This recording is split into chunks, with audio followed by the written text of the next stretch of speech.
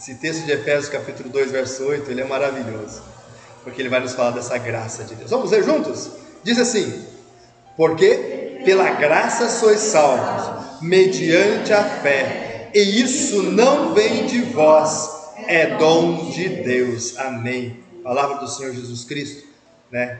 Falando no nosso coração, porque pela graça sois salvos.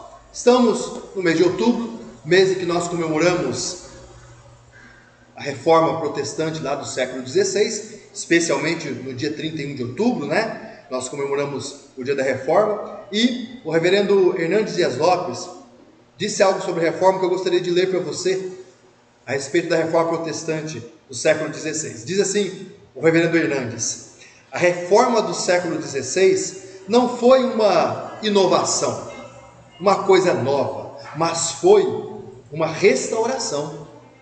Não foi a abertura de um novo caminho, não, mas foi uma volta às veredas, aos caminhos antigos.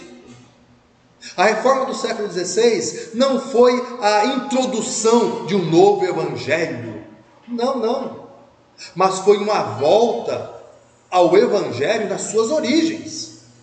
A reforma foi uma volta à doutrina dos apóstolos, um retorno ao cristianismo puro e simples. Quando pensamos em reforma protestante, parece que alguns pensam como se foi criada uma nova igreja. Não, a reforma protestante é um chamado à cristandade, a todo cristão, a se voltar para aquilo que deve ser central na vida de todo cristão. Nesse mês, nossa intenção é meditar nos 5 princípios fundamentais da reforma protestante, mas especialmente nos princípios que regem a doutrina da salvação. Porque ainda hoje, quando falamos de salvação, muitos acham que a salvação depende das pessoas. A sua salvação depende de você, a minha salvação depende de mim. E olha, pessoas cristãs, pessoas que se dizem cristãs, acham que a salvação pode ser um mérito próprio. Eu conquisto a minha salvação. Que a salvação pode ser através de obras realizadas. O que eu faço vai me fazer ser salvo. Ou o que eu deixo de fazer é que vai me salvar. Pessoas ainda acreditam que através de sacrifícios, através de penitências, ou até, como era no passado, comprar indulgências, ou seja, querer comprar a bondade de Deus, querer comprar a misericórdia de Deus, porque eu faço isso para Deus, porque eu dou tanto para Deus, então Deus vai me dar aquilo. É quase um sistema de troca. Assim, ainda existem pessoas tentando comprar um terreno no céu. Quer comprar um lugarzinho no céu, ou ela intenta pagar pelos seus pecados. Se eu fiz uma coisa errada, eu vou fazer 2 certas, eu pago o meu pecado, ainda sobra um pouquinho. A mentalidade de muitas pessoas a respeito de salvação é essa, e até de muitos cristãos, no seu lidar dia a dia, no seu relacionar-se com Deus e relacionar-se com a sociedade. Parece que a salvação é esse agir humano que consegue. Bem, a respeito da salvação, nós cremos que somos salvos somente pela graça. É o que acabamos de ler.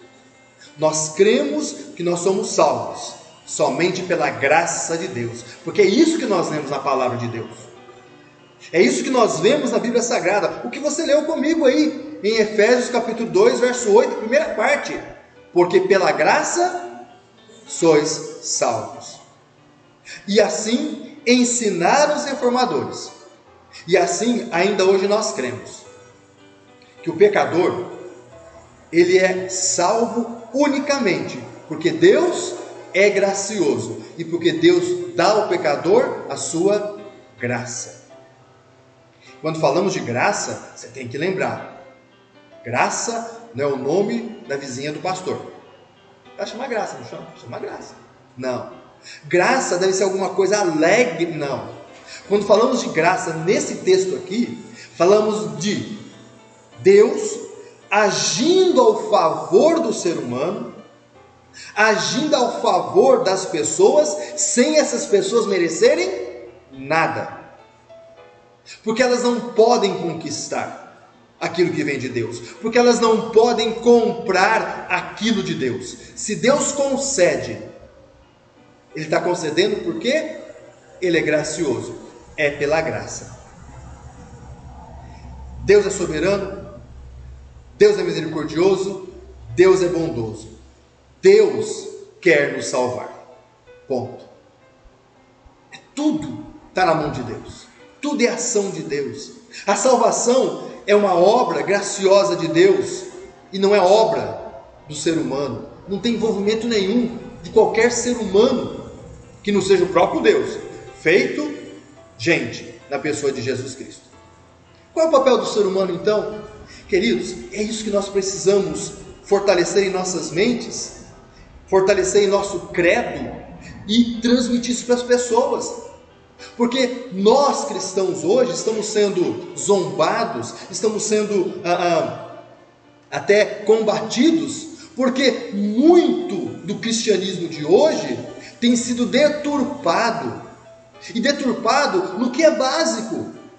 Ao invés da pessoa buscar em Deus a graça de Deus, através da graça de Deus conquistar as coisas, receber as coisas, ainda se prega que o ser humano pode conquistar de Deus, pode comprar a Deus, pode trocar com Deus.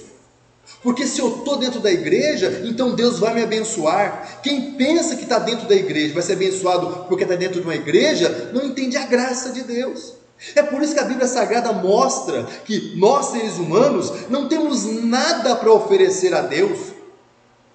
Não tem nada que nós podemos oferecer a Deus que possa agradar a Deus, que possa acrescentar a Deus alguma coisa. Não temos nada que podemos falar: Deus, eu te dou isso e o Senhor me dá a salvação. Não tem. Deus, eu vou te dar o meu coração. Mas o meu coração, ele é imperfeito. O meu coração, ele é falho. O meu coração, ele é pecador. E Deus é santo, perfeito, justo. Então se eu der meu coração para Deus, eu estou oferecendo algo de ruim para Deus, não algo de bom. Mas muita gente acha que se eu der o meu coração para Deus, é bom. Não é bom, porque o nosso coração não é bom. Não temos nada para oferecer para Deus que possa fazer Deus falar: nossa, isso é muito bom, gostei disso, eu não tenho isso aqui no céu. Quer seja louvor, quer seja culto, quer seja nossa vida. Mais ainda, quando vemos na Bíblia Sagrada, não somente não temos nada que oferecer para Deus para a nossa salvação, como também não tem como nós ajudarmos Deus a nos salvar. Vendo esse calor que estamos passando, muitas pessoas vão nadar. E algumas vão nadar em lugares que são perigosos, e elas não conhecem bem. Se uma começa a se afogar, se você estiver lá, como é que você vai salvar essa pessoa? A primeira regra é: não vá salvar. Porque se você não sabe como salvar, vai morrer os dois. Porque existe um jeito. E o primeiro jeito de você salvar uma pessoa vai pelas costas dela. Pega ela pelo pescoço. Que ela não tenha jeito de te agarrar. Porque se ela te agarrar, ela te puxa para baixo. O que eu quero dizer com isso? Muitas vezes achamos que nós que estamos nos afogando no pecado, nesse mundo tenebroso, nós temos como ajudar Deus a nos salvar. Podemos colaborar com Deus. Não, a Bíblia diz que não tem como nós colaborar com Deus no que diz respeito à nossa salvação. Nós cooperamos com Deus no anunciar a salvação, mas no operar a salvação em nós ou em outra pessoa, somente a graça de Deus.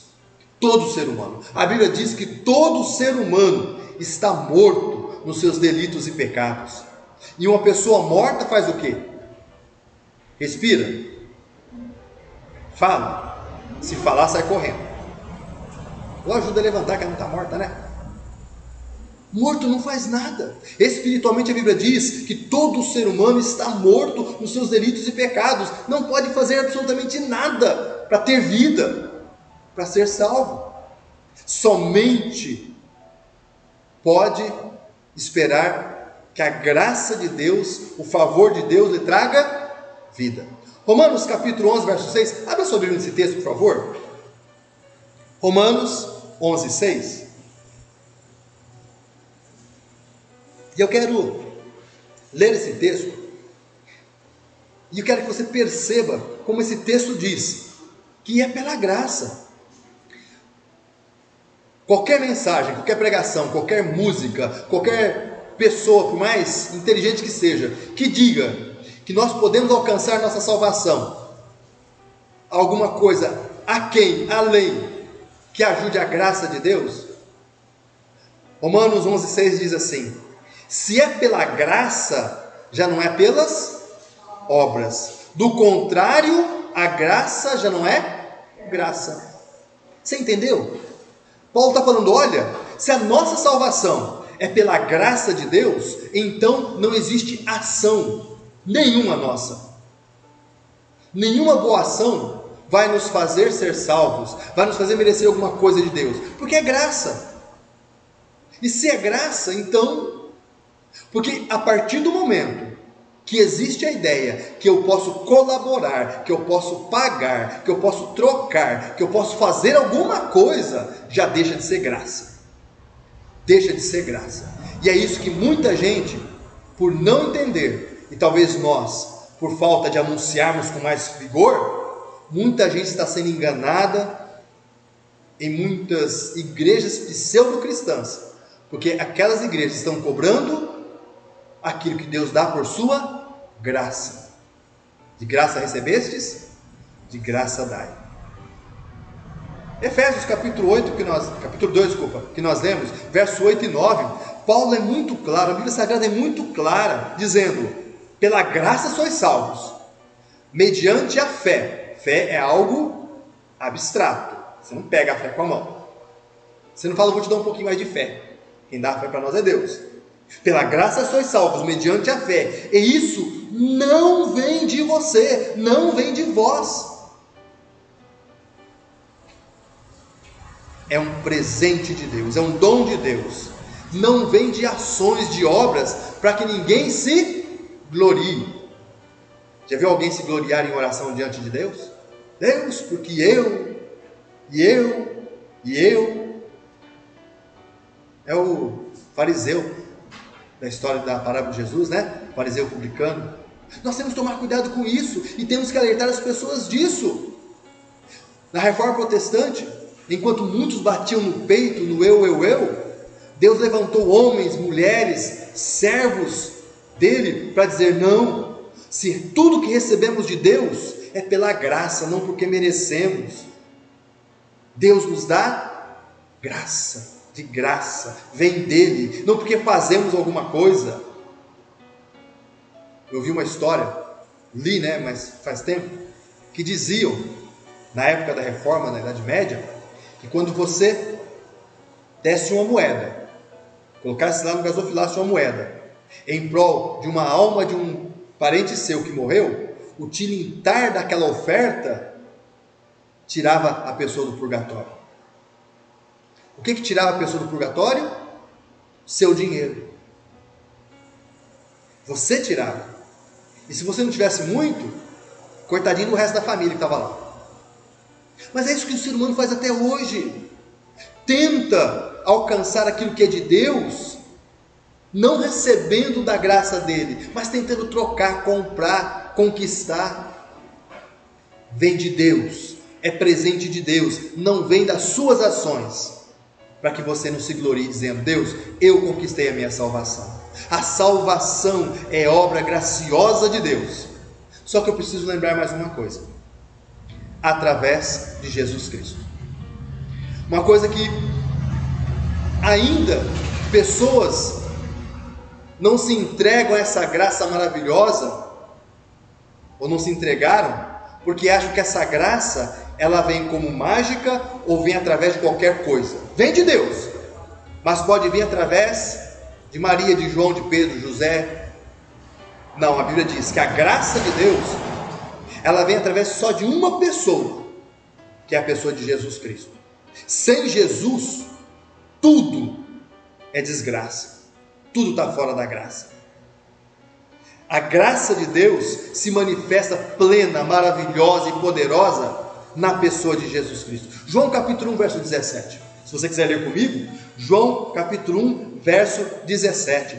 A Bíblia é tão clara em dizer que aquilo que nós recebemos de Deus por sua graça é nos dado não por uma religião, não por ritos religiosos, João 1,17, não pelo meu esforço religioso, mas por uma pessoa. Então eu tenho que me relacionar com essa pessoa para que eu vivencie a graça de Deus. João 1,17 diz assim: porque a lei foi dada por intermédio de Moisés, a graça e a verdade vieram por meio de Jesus Cristo. Não importa a igreja que tu vais, se atrás do Calvário tu estás, se o teu coração é igual ao meu, dá-me a mão e meu irmão serás. Fui longe agora, né? Esse cântico antigo, mas ele traz uma verdade. Corações rendidos a Jesus, ligados a Jesus, é que vivenciam a graça de Deus. Efésios capítulo 2, verso 4 a 7, já terminando a nossa reflexão, e a nossa lembrança que a graça de Deus, ela é maravilhosa e é nos oferecida por Deus, sem exigir de nós dinheiro, ações, porque é a partir da graça que as demais coisas devem acontecer. Efésios capítulo 2, verso 4 a 7, diz assim: mas Deus, sendo rico em misericórdia, por causa do grande amor com que nos amou, ó amor de Deus aí, como nós falamos no momento do nosso louvor, Deus nos ama demais, Deus te ama demais, e porque Ele te ama demais, porque aos olhos dEle, você é uma pessoa especial, mas como nós estando nós mortos em nossos delitos e pecados, nos deu vida, mas vida juntamente com Jesus Cristo. Sem Jesus Cristo, o ser humano não tem vida. E aí Paulo conclui: pela graça sois salvos, não pela sua força, pela sua inteligência, pela graça que está em Jesus. E continua no versículo 6 e 7, e juntamente com Ele, com Jesus, nos ressuscitou e nos fez assentar nos lugares celestiais em Cristo Jesus.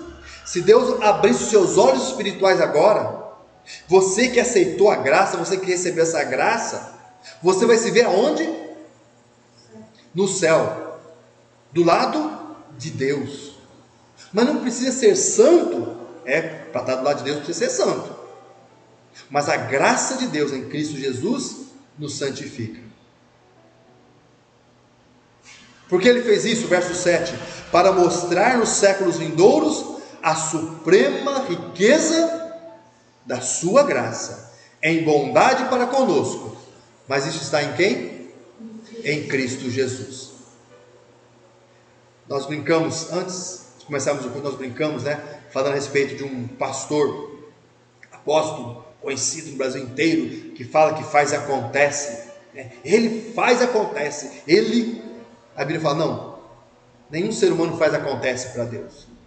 Só uma pessoa faz e acontece, é Jesus Cristo, porque nele reside a encarnação da graça de Deus, oferecida a nós, que não merecemos essa graça. Jesus Cristo é esse presente inefável, ou seja, supremo, que Deus nos oferece ao mundo pecador, ao mundo perdido. Me permita ler para você Efésios capítulo 2, verso 8 e 9, na nova versão da linguagem de hoje. E perceba como é graça mesmo. Diz assim esse texto: pois pela graça de Deus, vocês são salvos por meio da fé. Isso não vem de vocês, mas é um presente dado por Deus. A salvação não é o resultado dos esforços de vocês. Portanto, ninguém pode se orgulhar de ter a salvação. Sendo assim, nós reconhecemos que a nossa salvação, incluindo a fé que temos, as nossas boas obras, o nosso novo coração, a nossa força para perseverar na fé em Jesus, a nossa santificação e no final, a nossa glorificação, tudo isso somente é possível pela graça de Deus. Você entende? Você entende que você, em Jesus Cristo, tem graça, mas sem Jesus Cristo, você não tem graça? Dá para você entender isso? É tão claro na Bíblia. Você entende que se você crê em Jesus Cristo hoje, e que se você é salvo por Cristo hoje, é porque Deus te alcançou com a graça dele, e não é porque você é bonzinho, boazinha, não é porque existe alguma coisa em você que tem valor para Deus, porque na nossa carne, nada tem valor para Deus. Ai de nós, se não for o sangue de Jesus que opera nessa carne pecadora, para fazê-la alguma coisa para Deus. Se é pela graça, você entende que não temos o direito de nos gloriar em nada, de falar que nós merecemos alguma coisa de Deus. Não tem como, porque tudo que Deus faz em nós e por nós e através de nós é somente pela graça dele. Assim cremos que somos salvos é pela graça de Deus. Meu irmão, minha irmã, que seu coração seja cheio da graça de Deus, para que nessa graça você possa caminhar na sua vida, sabendo que se Deus está do seu lado, é porque Ele quer estar. Quando Deus age na sua vida, é porque Ele quer agir. E tudo que Deus intenta fazer, não é porque nós conquistamos, mas é porque Ele nos ama e nos dá da sua graça. E a graça de Deus, ela não é pouca. Tanto que Paulo diz, aonde enche, aonde chega a ir ao limite, pecados, problemas, aonde superabunda, onde abunda o mal, a graça de Deus sempre vai mais além. Todo momento na sua vida, olha para esse Deus, cuja graça sempre é maior do que qualquer coisa desta vida. Amém? Vamos ficar em pé e vamos orar? Entregando o nosso culto a Deus, agradecendo esse tempo que passamos juntos em adoração, e que o Espírito Santo de Deus encha a sua vida mais e mais da superabundante graça de Deus. Esse é o nosso pedido, ó Deus, a todos nós, a nossa igreja, a nossa família, ó Deus. E encerrando esse culto, ó Deus, queremos te pedir, Pai, Filho e Espírito Santo, que a tua graça, Jesus Cristo, e que teu amor, ó Pai, somado ao poder do Espírito Santo, se derrame sobre nossas vidas graciosamente, sobre esta igreja que te serve e te busca, sobre o nosso lar, e até podermos encontrar novamente, que a tua graça nos conduza, nos fortaleça, ó Deus, a nós e aos nossos irmãos que não puderam estar conosco nessa noite. É o que te pedimos e te agradecemos, em nome de Jesus. Amém e amém. Tenha uma boa semana, que Deus te abençoe, e até mais, se Deus quiser.